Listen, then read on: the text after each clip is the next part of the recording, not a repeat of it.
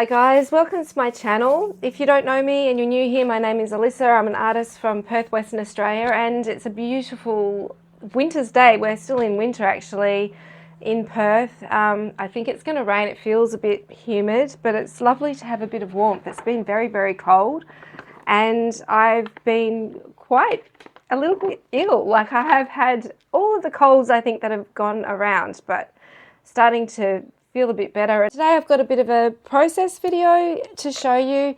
It's loosely based on a dream, but the main thing, I think, it's just here. It's just a little painting. I'm not 100% happy with it, but it was more about the process of making marks and a little bit of alchemy, like putting different materials together. I got some powder paints which I wanted to experiment with, and I wanted to sort of just allow myself to do layers and layers and layers and not worry about marks underneath that don't show through to the final end, because I've always kind of thought it is about sort of like the process and about play, and really in this picture it's about making art that you're maybe not happy with. I think that's part of the process as well, and I've been doing a lot of that lately. And also I was doing a course on Jungian analysis and using artwork to analyze dreams and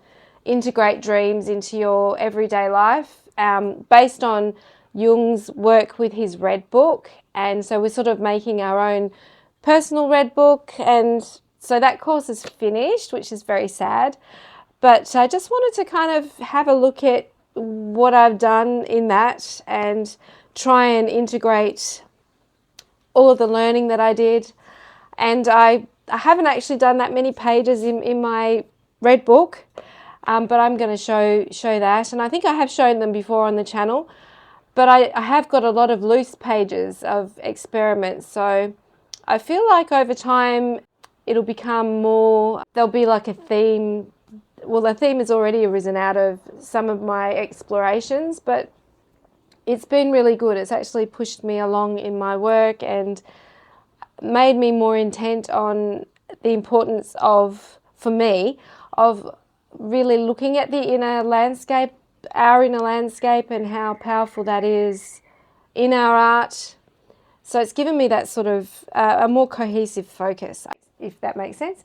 I guess I'll just explain my thought process as I go. I speed it up a bit because it takes forever otherwise. But yeah, anyway, I hope you enjoy, and I'll see you in the next one. And you guys take care, and God bless. Bye.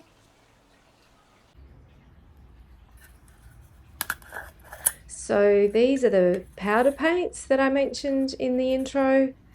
They're just in little tiny containers, but I kind of feel like an alchemist nonetheless. They're just very, very highly pigmented ink.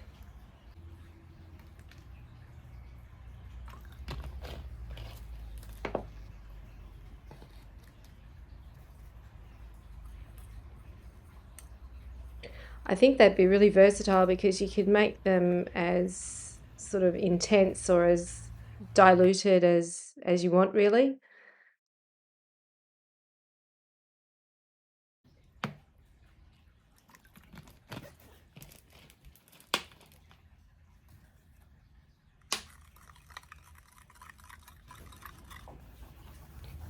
So I'm using just wax crayons, and I also grabbed some oil pastels, and I wanted to, play like invisible ink, where you put the marks down, you can't see what they are until it's all revealed when you put the ink down. So I used, white oil pastel, white wax crayon, or a couple of different white wax crayons, and just putting down the prepared powder paint, which is very, very vibrant. And I'm using a lovely, it's not paper actually, it's actually watercolor canvas pad, which I highly recommend. Like, they take a lot of any sort of material that you want to use on them. So it's really just like a heavy canvas, a heavy primed canvas. Just really nice to work on.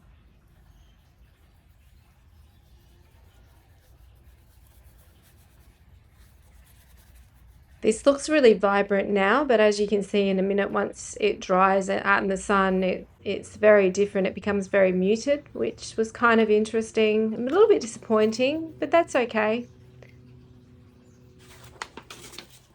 I'm turning it into portrait size because I'm just feeling to do a portrait on there. So now I don't know where my headspace was completely, but I know that I was inspired by a dream that I had where it was almost like an angelic being, really like just an image. Sometimes I get really visceral, strong images in my dream, and they almost seem disconnected from the rest of the dream. But this was a woman with flaming red hair. It was like almost glowing, and yeah, I guess the whole process of doing this little alchemical drawing reminded me of that dream. It's like bringing things that are deeply in the unconscious and giving them sort of a bit of a breath of life, which is how it feels.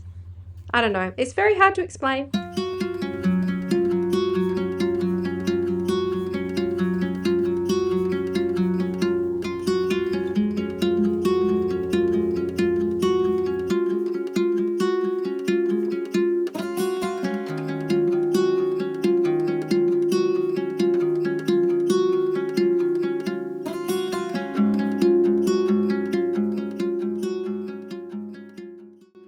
I love this part of a picture because there's so many possibilities and you kind of don't really know how it's going to unfold. So I'm just smushing the paint around with the ink and getting a few more sort of interesting textures down, as well as the portrait itself.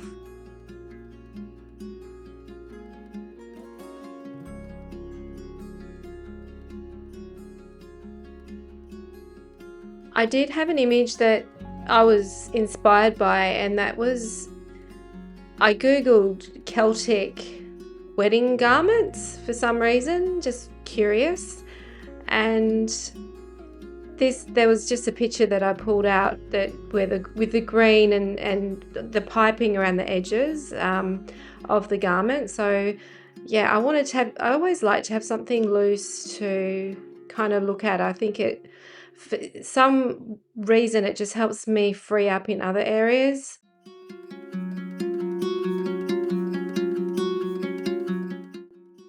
So I'm just layering oil pastel at this point.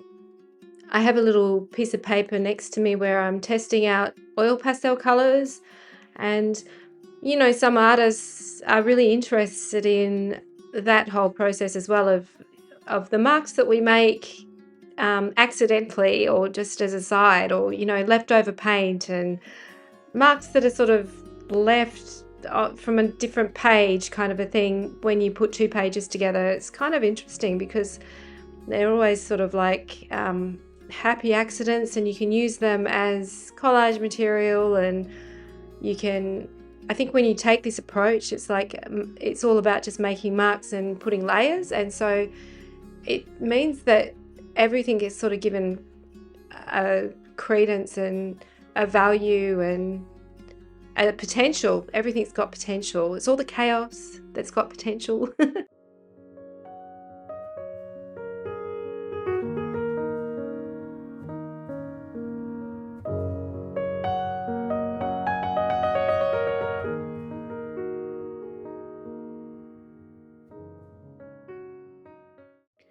I'm using black paint over the top of the oil pastel, which actually works fine.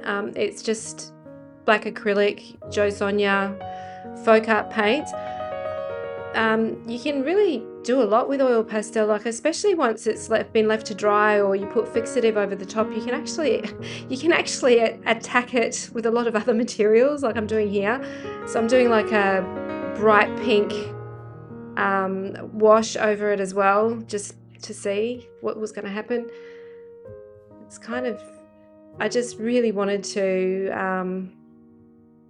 honor that process, I guess, the layering. I also made the background behind the gold black, which I went back and I decided I didn't like that. Even though there's a lot more contrast with the gold, in my dream there was such a bright light, and I felt that the lighter color was more luminous and more sort of dreamlike and sort of blurry almost. So I go back over that at the very end, as you'll see, and kind of at this point I'm really going back and forth and probably overworking it, to be honest. But it's just it's interesting. I think it really is just part of the process. It's making things visible that are in our minds is quite a amazing thing that we do in life, I think.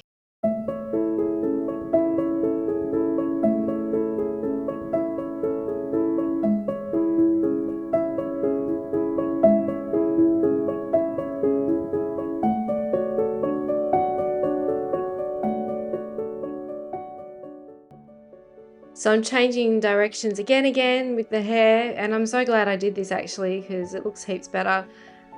Just acrylic paint over the top, and it's a really nice rich color actually. Just red, just cadmium red and a bit of black. And I might have put a bit of yellow in there as well. And you can see that page is looking really marked up there next to it where I've tested everything out.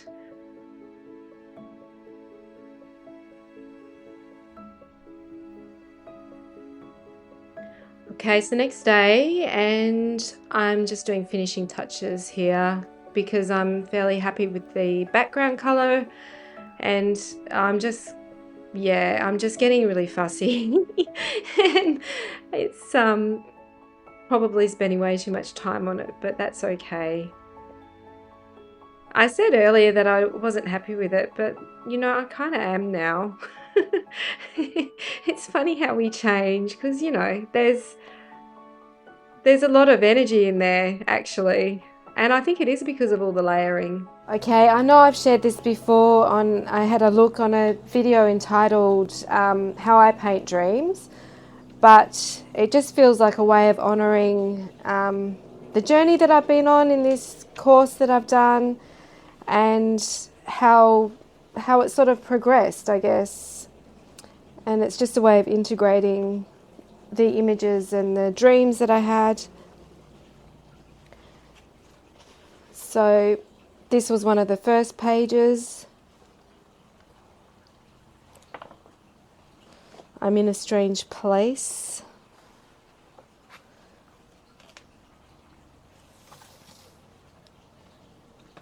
And this is a vignette of a dream that I had. This is one dream, so just different parts of the dream. And it really does make the characters sort of come alive, and when I look at it I can remember my dream that I had, and even though it was a long time ago now, so it was dated the 3rd of May. And so I've taken to writing out the dream, which has been very, very, very helpful for me, like just to get that sort of clarity and to digest it in a way, digest all the different characters and the associations and making meaning of it, I guess, in my life.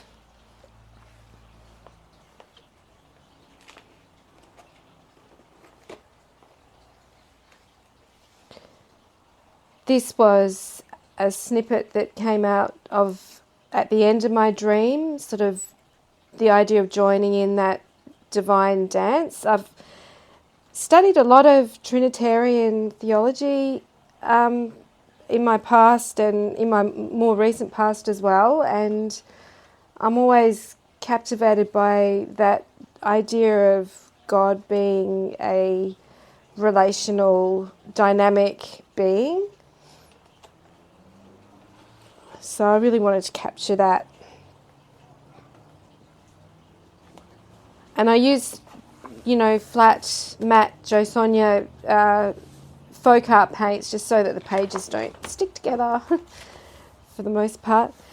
So this one I've got, on most of them I've tried to write something about it. So this one is called Carnival. I am at a theme park The wicked witch from the west appears as an apparition descending from the sky with a child on each arm and billows of smoke from behind her.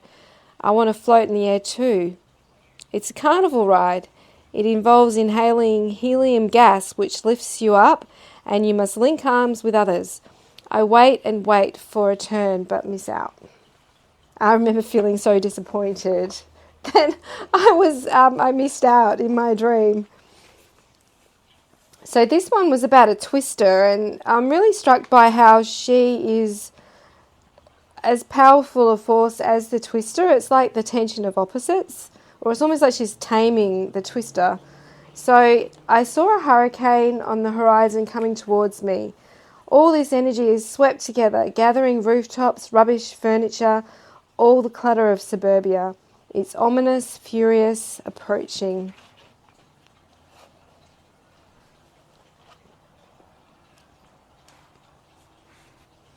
This one is very personal, very special, because this was a dream that I had, but I also did some explorations on the dream, and it was all centered around my son Jordan, and I felt really almost like it was an automatic drawing of his presence just holding me, and so I wanted to take the image further. So I've created another rendering of the original image here.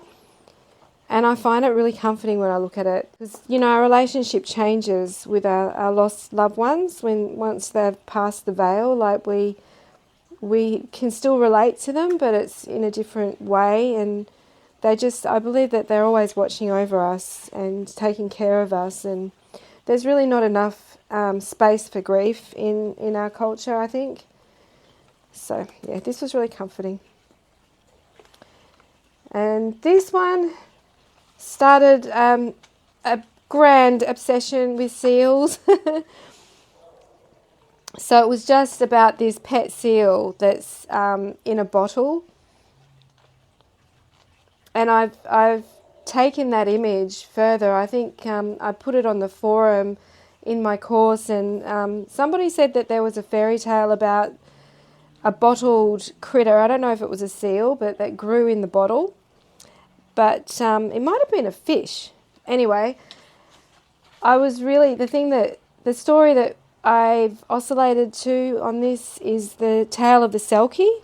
So I'm actually doing quite a few paintings and explorations around the seal. I've made a little seal sculpture and all sorts of things. I felt like, the archetype of the seal means a lot to me, actually, the association. So I did a whole page of my associations with the seal.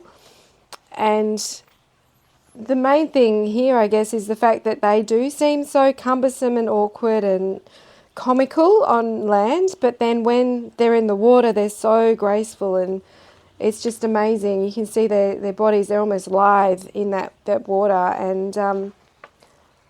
And the tale of the selkie, just that sort of displacement of not quite fitting in. And I really resonate with that sometimes, as I think a lot of us do. Somehow the world doesn't seem to be supportive of us. Or it's like we live here, but it's kind of not a world it's creative for flourishing. And so this was a painting that I did. I photocopied it, or I printed it out, and just put it in here, just to show that, this is part of how I've explored that archetype. And it's called Selkie Talks. This is a bit of writing I did around this image and the original image that I printed out here. And this was a very interesting activity that we did in Dream Studio. Let me just turn the page.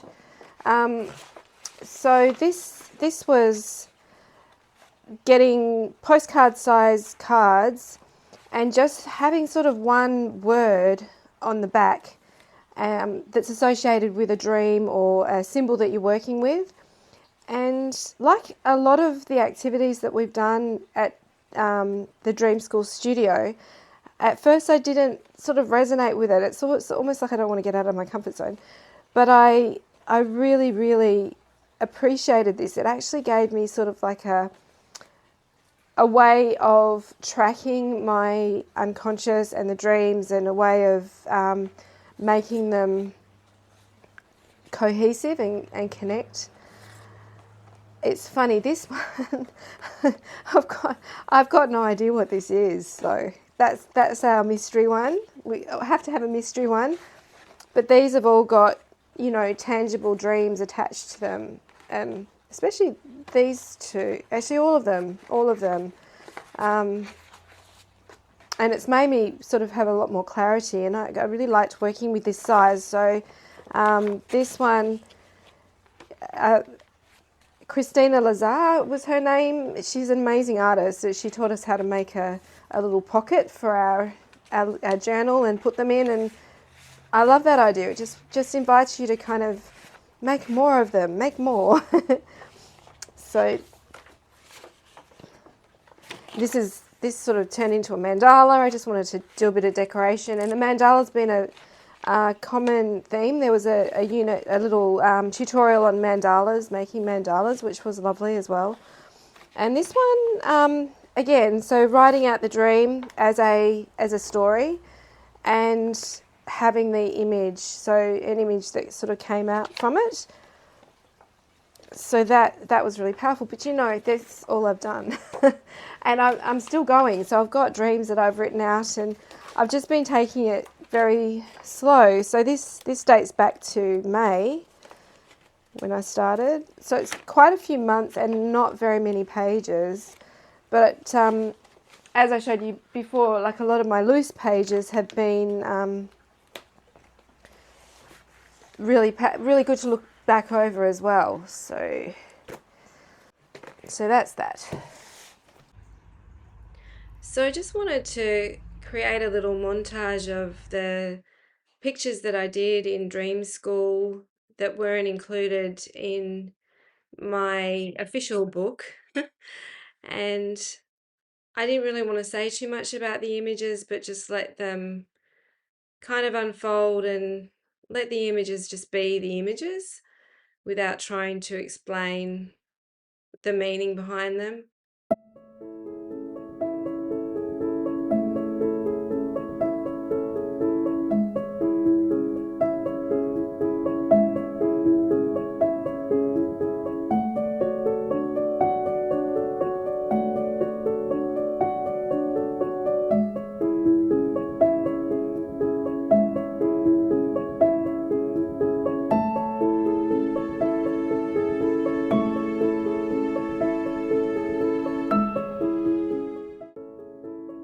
Thanks so much for watching, and as always, keep creating, and God bless. Bye.